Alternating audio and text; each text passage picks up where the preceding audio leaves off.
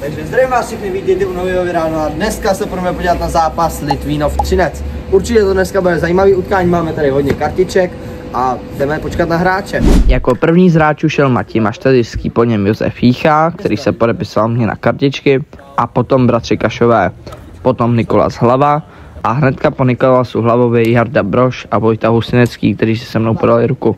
Potom Quinn Schmiemann, Kanaďan, potom Theodor Pištěk, no a potom naposled Michal Plutnar a potom už jsme se přesunuli k autobusu hostů. Já jsem si jako první odchytl Ondru Kacetla, potom Oskara Flina, který jsem mi podepsal na kartičky, a potom Petra Sikoru, kterého jsem taky měl na kartičce. Potom už Tomáš Kundrátek, mistr světa, no a po něm bývalý hráč NHL Andrej Nestrašil, moc šikovný hráč ve svých nejlepších letech. Potom Marek Mazanec, brankář, potom Petr Brána a jako poslední Kurovský, a potom jsme se mohli vrhnout na rozhovory. Takže jsem tady s fanouškem na Třince, tak kolik si myslíte, že to dneska dopadne? Ahoj, tak já to typuju tak 3-2 pro nás. Typuju 3-2 pro Třinec. 2-1 pro Třinec. 2-1 pro Třinec. Já tak právě 3-1, jo, já typuju 3-2. No tak 3-1. A já to 3-0 pro Třinec. Super. Jasných 2-0. Jasných 2-0. Kdo bude dávat góly? Můžete klidně říct na straně třinecké i litvínovské.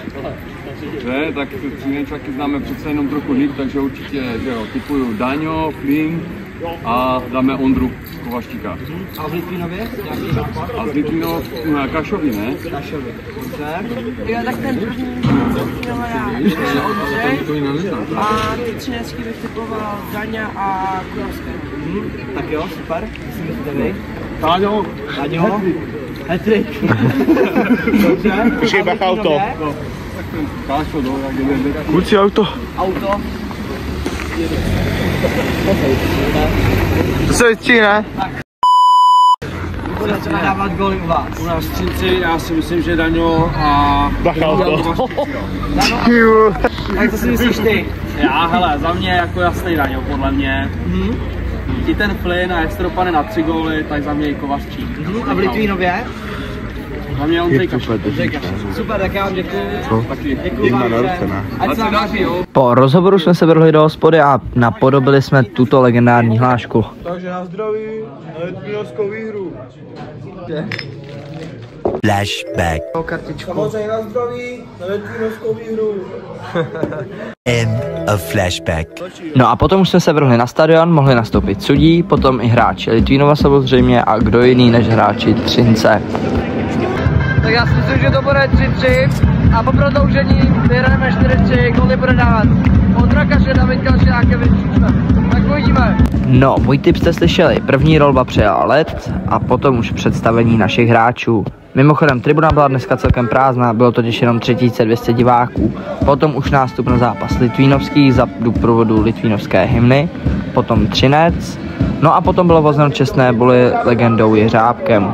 Tribuna se už trošku naplnila, ale pořád to nebylo ono. Potom se podpořili našeho brankáře Matěje Tomka a mohli jsme se vrhnout na úvodní boly, vyhrál Třinec, a tak jsme se mohli vrhnout na zápas. No ale začalo to docela špatně, měli jsme hnedka vyloučeného na 5 minut, konkrétně teda Quinna Schmiemana, a bohužel to vedlo ke gólu Třince, no ale ten gól byl trošku takový jakoby vtipnej, no. Vlastňáček, prostě smůla litvínovská, však to znáte. No a Třinečtí tak mohli slavit gól. Gól jako gól, to je taková moje hláška. Takže úplně jedno, jak ten gól padl, je hlavní, že padl pro ten Třinec. No a potom už vyloučení třineckých, no a my jsme měli naději, že bychom mohli srovnat. Potom další vyloučení, ale bohužel pořád jsme nesrovnávali, no ale teďka už ano. První gól dával Markus Hennikainen, finský útočník, tak si tu radost užijte. Ale ještě před radostí si ukážeme ten gól. Byl to nádherný gól z takové jakoby otočky Markusovo, fakt pěkná střela. No a teďka už radování se.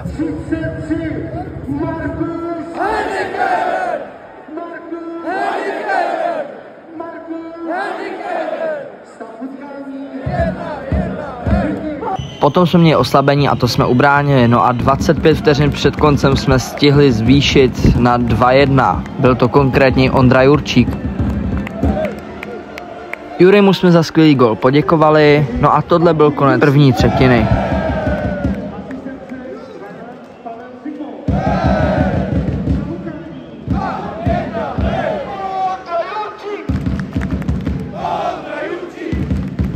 No a potom co jiného o přestávce než tankovačka. První střela šla hodně vedle, no ale ta druhá už byla lepší a byla aspoň na bránu. No a po tankovačce samozřejmě druhá třetina, takže hráči nastoupili na led, jak Litvínova, tak Třince. No a mohlo se jít na úvodní buly, které bohužel vyhrál Třinec. Tenhle zápas měl doopravdy hodně tlaků, jak na straně hráčské, tak rozhodčí utkání celkem nezvládal, no ale to je vedlejší. Měli jsme vyloučeného a bohužel Třinec stihl srovnat na 2-2. Což pro nás bylo velmi těžké, ale měli jsme potom početní převahu a to nám pomohlo zase nabrat vedení, což bylo super.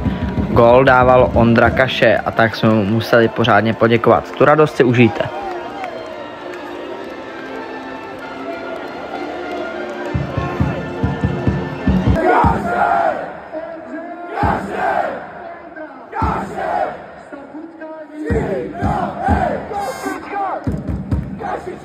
No a potom z ničeho nic tenhle hodně kuriózní gól. Mazanec byl potom okamžitě vystřídán. Takže my jsme mohli slavit gól, byl to konkrétně tedy Matěj Maštalířský.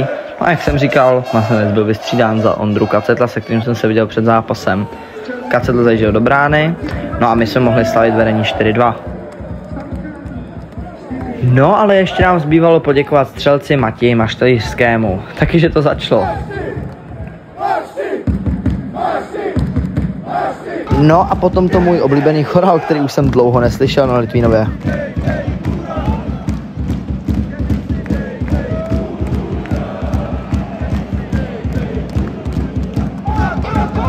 Potom ještě odpovídačka ke gólu.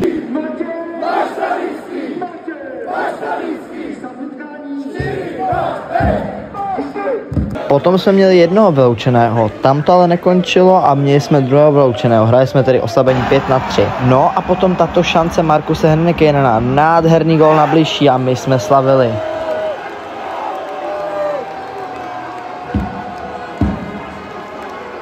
No a jak můžete slyšet, začala hrát pátá.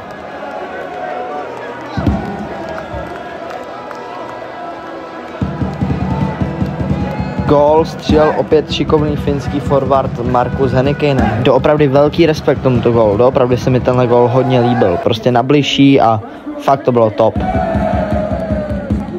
Teď nám ještě zbývá poděkovat střelci a vyvolat jeho jméno, tak jdeme na to.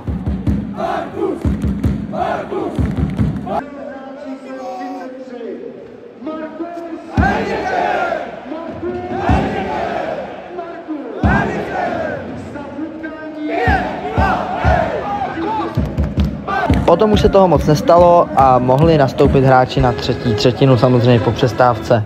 Potom buly, které jsem bohužel nenatočil.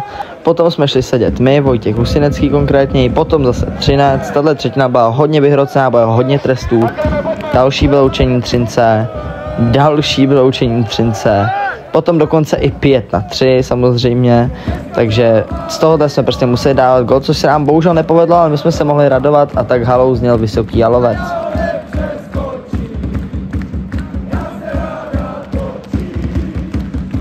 Potom několik bitek, prostě, nebo bitek, takových potyček prostě a tahle část zápasu doopravdy nebyla pěkná. Takže jsme samozřejmě měli přesilovku, to už jsme sice nestihli proměnit, ale vyhráli jsme. A tak jsme porazili panující Třinec 5-2. Sice Třinec je ve špatné formě, ale stále byl první v tabulce. Nejlepším naším hráčem byl Matěj Tomek, brankář, který dneska doopravdy zachránil Litvínov. Zazvonil zvonec vítězství a potom už děkovačka. První jsme poděkovali Matěji Tomkovi. No a po Matěji Tomkovi samozřejmě komu jinému než Markusovi Hennikejnenovi, který nám dneska ten zápas, dovolím si říct, i vyhrál. Hrál dneska doopravdy skvěle. Samozřejmě i Matěj Tomek. No a potom už typická děkovačka. Tak si ji užijte.